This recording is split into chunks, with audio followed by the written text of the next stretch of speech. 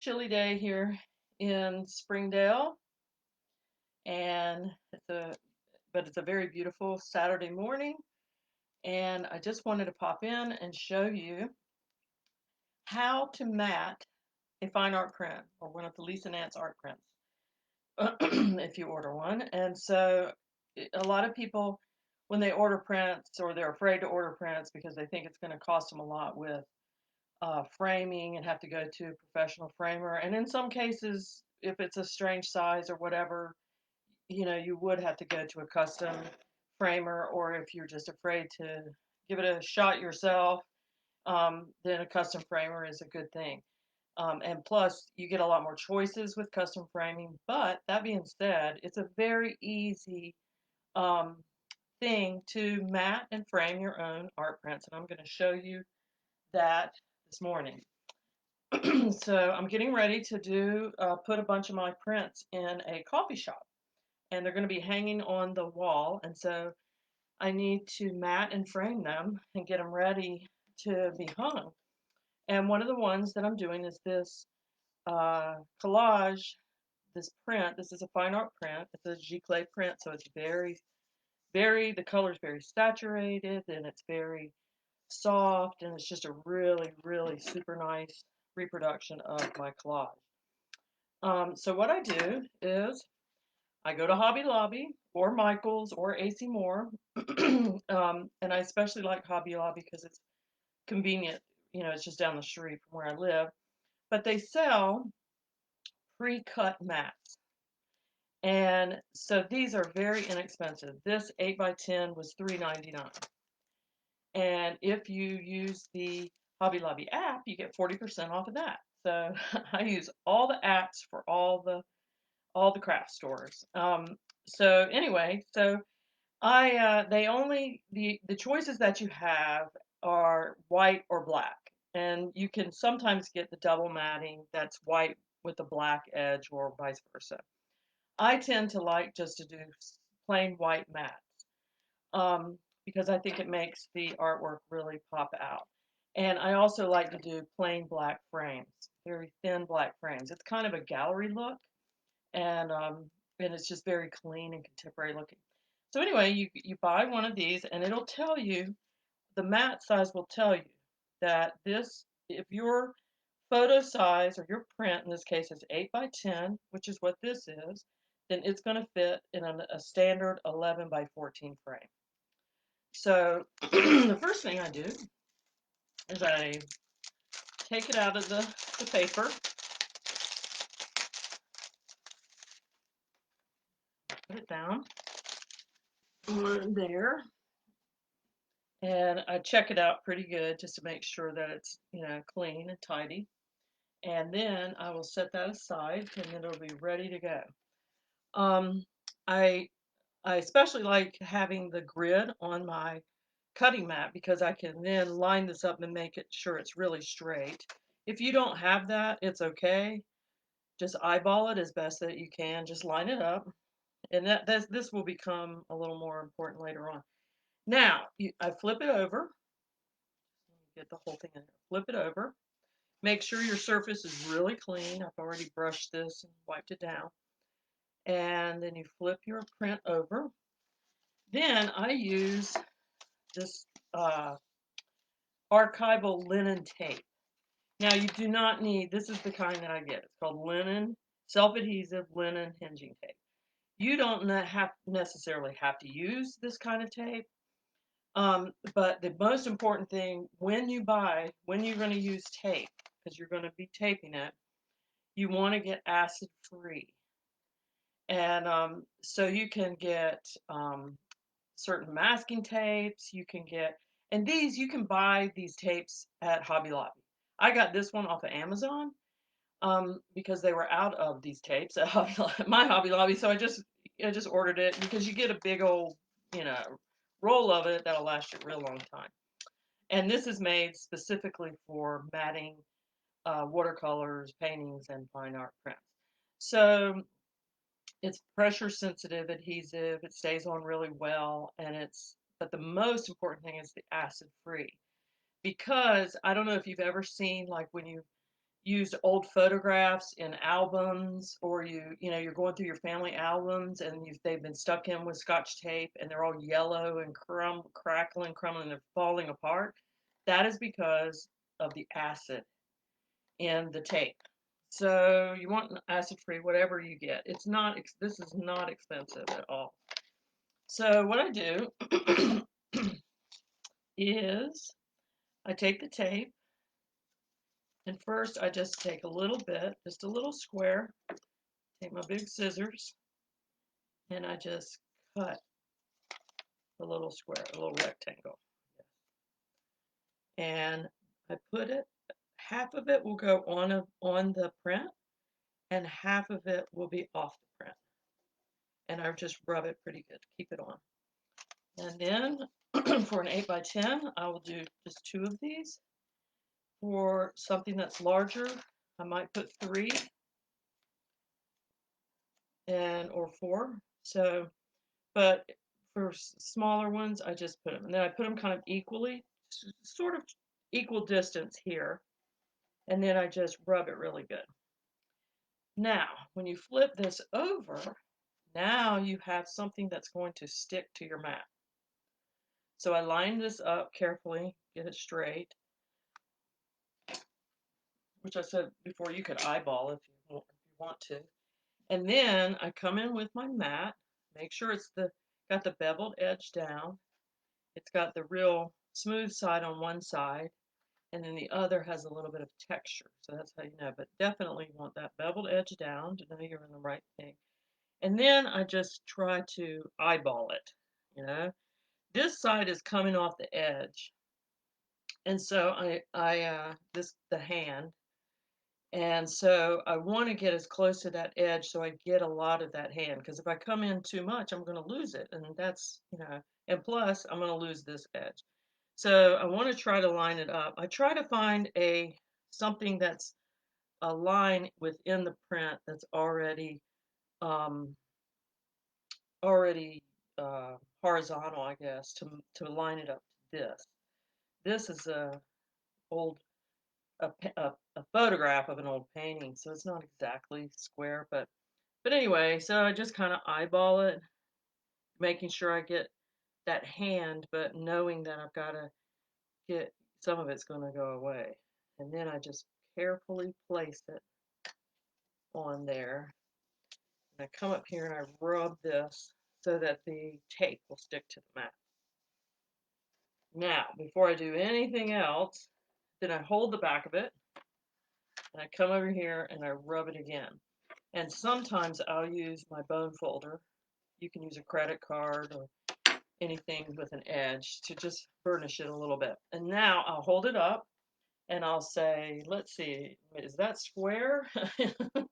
Because the last thing I want to do is get it all framed in a frame and then it's like, oh, it's crooked. So that's pretty good. So I think that's pretty good. So now the next thing, that's all taped. That is all the tape you need is this. Oh no, I'm sorry. It's not all the tape you need. You need one more tape. You need to do one more tape thing. We're not putting a lot of tape on this, really what I meant. So what I'll do now is I measure off a longer rectangle and I cut that. Then I take my scissors and I cut that so that I have 2 little thin strips. Then I come to where the edge of the print where it's taped, and I go halfway into the middle of this tape because I want half of it on the print and half of it on the mat, and then make a little cross. Take my bone folder, and I rub it down really good so that there's no air bubbles or anything that would cause it to come unstuck. So I do that to both, make a couple crosses on the back. Bone folder again. Now, that's all the tape you need. You don't need to tape any of this. You don't want to tape the bottom. You want the print to be floating in here because, believe it or not, through time and because paper is pulp, it's made from wood pulp, the fibers in it expand and contract, even if it's just at a microscopic level. But if it's in the frame and it's all taped down, it has no way to move, it will begin to buckle in the frame. And you don't want that. So you want this thing to be just as light and airy and affixed just so that it will stay within the mat. So there we have the mat. So it's already matted. So how easy was that? Okay, now the next thing I do, of course, I do love me some Hobby Lobby, and the mat, according to the mat, is now 11 by 14. So I'm going to use this 11 by 14 frame. These come with a mat, but they're very flimsy. They're not very substantial, and I don't like them. So you could use that mat and do the same procedure, but for a more professional look, it's better just to buy a thicker mat. Plus, that allows even more room between the print and the glass, so that it's not gonna, the ink eventually is not gonna rub off on the glass, or nothing's gonna get in between it, and it just looks nicer. So, like I said before, I like these gallery frame, uh, thin black frames. They look great alone, they look great together, they look great mixed with more elaborate frames or colored frames. And I just think the black with that white, and you can see this is, or maybe you can't, but you can, this is a little more of a cream, and this is a little more of a white. And once you get the black against this more white, brighter white, then it'll pop a lot better. So, that being said, carefully put my matted print aside, and then we come here. Now, this frame, I'll show you if you can see it or not, but it's $11.99. But every other week, this is a little tip, a little hack. Every other week, Hobby Lobby puts all their frames 50% off. So what I do is I wait for those days when those weeks, then they do that, and then I stock up on frames. Um, but if you go on an odd week that's not the 50% off, use your Hobby Lobby app because you will get 40% off. So you're going to get this $11.99 frame, 50% off. It's going to be like $6.99. So yeah, it's just a good way to save money when you do a lot of art or frame a lot of art. Or I just I buy a lot of art supplies. I buy them offline. I buy them at stores here. I buy art supplies everywhere. If I'm in Goodwill and I see art supplies, man, I'll pick them up. But anyway, so next on these kinds of frames have these little metal things, brackets that hold the back of the frame in place. They also have these hooks that are riveted in. And what I do, you can use these just to hang them on individual nails. For me, that's really tough when I'm hanging to get that even. So I will put a wire, a framing, frame wire, picture hanging wire there, and that'll ensure that the print will always be um, level or straight, and I don't have to worry about that trying to get those nails. Ugh.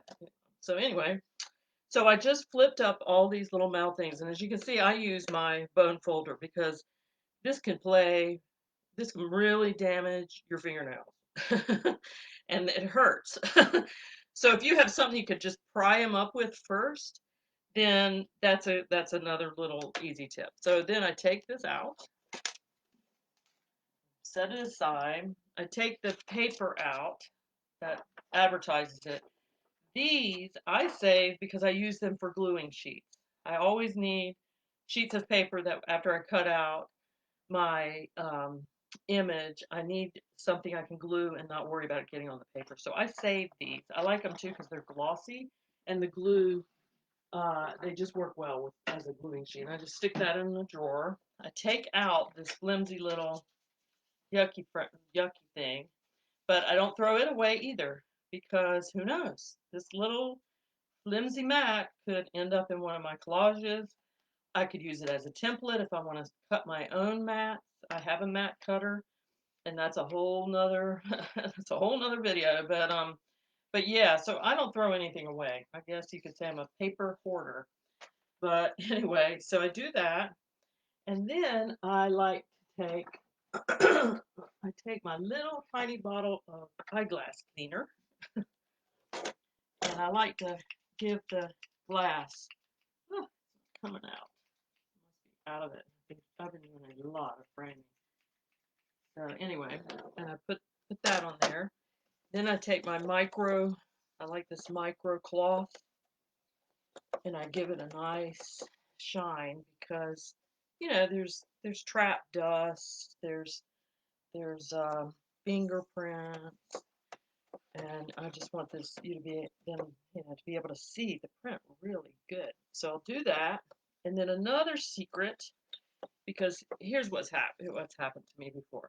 I do all this work to get it in the frame. I turn it over, and on that white mat is a speck, a black speck of dust. And it's like, oh, and to me, other people might not see it, but I see it. And I don't want that speck there. So I go over this with a brush. I have just, this is a watercolor brush that's called a hake, and it's for doing big strokes. Very soft. This is like, I don't know what kind of fur that is, or hair, but it's very soft.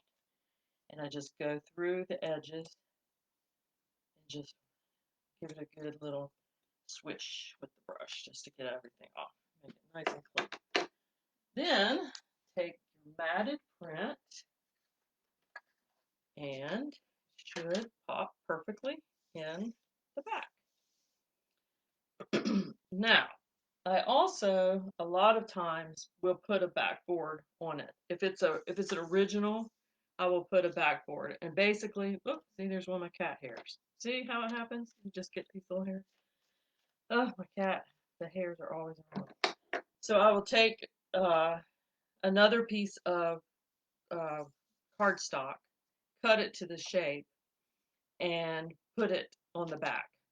But I do that mostly for my original collages, just to keep them stable, because they are pieces of paper glued on other pieces of paper, and that really smashes them in there good to keep them steady. Since this is a print, I'm going to forego that, and it's got a pretty hard backing. This backing is pretty hard, so it'll keep it nice and stable. And so I just put the back on. Now, before I hinge it back up, turn it over, and I give it a good once over. And I even have a overhead light to turn it on to really, really look at it and see if there's any specks on the white mat. And there aren't, so that's good. You don't have to have that light. You just want to eyeball it and make sure that you didn't get your cat's hair in there, because you'd hate to walk by it every time, and that'll be the thing you look at instead of the art. So then turn it back over. And once again, I use the bone folder because these little things, man, they hurt in the tips of your fingers. You can get them down easier than you can flip them up. But when I put them down, I take something, whether it's usually the bone folder, but if you have anything that has a hard edge, the end of a paintbrush, you could do the end of a paintbrush, just anything, a screwdriver, anything that you can just push those down and make them really, really secure. And a lot of times I just use them to help me. I don't know, maybe I have really sensitive fingertips or something, but it hurts, those little things. So then I just down each one, and I press it really good with the bone folder. Like that. Here we go. And sometimes they'll bend right over, and there you go. It's ready to hang. Like I say, if I wanted to put a wire on it, I could put a wire on the back of it, and that's just a very simple little procedure. Or I could just put the nails up and hang it right up. So I just wanted to let you know that you don't have to spend a lot of money to get a fine art print frame looking nice and and ready to go. It doesn't have to be a major ordeal with a $3.99 mat and $11.99 frame. You're getting the whole thing is 16, it's less than $20. And it's even better if you use the Hobby Lobby app or the Michaels app or AC Moore app or whatever to get they have coupons all the time. And you can also find those online. So anyway, then I'll come back in and put some glass cleaner on it. I think I'm out of my little glass cleaner that I use, but and I'll give it a good wipe down, make sure that my fingerprints aren't on here and stuff, and then she's ready to go. So anyway, just wanted to pop in and give you those little tips so that you won't be afraid to try it yourself to save some money, or just to do a DIY, a little simple DIY that you can say, I did that. I matted and framed my own print. So anyway, I'll let y'all get back to your whatever y'all were doing on this beautiful Saturday morning. And I hope everybody's well, and I will see you next time. Thank you so much for joining me. Bye.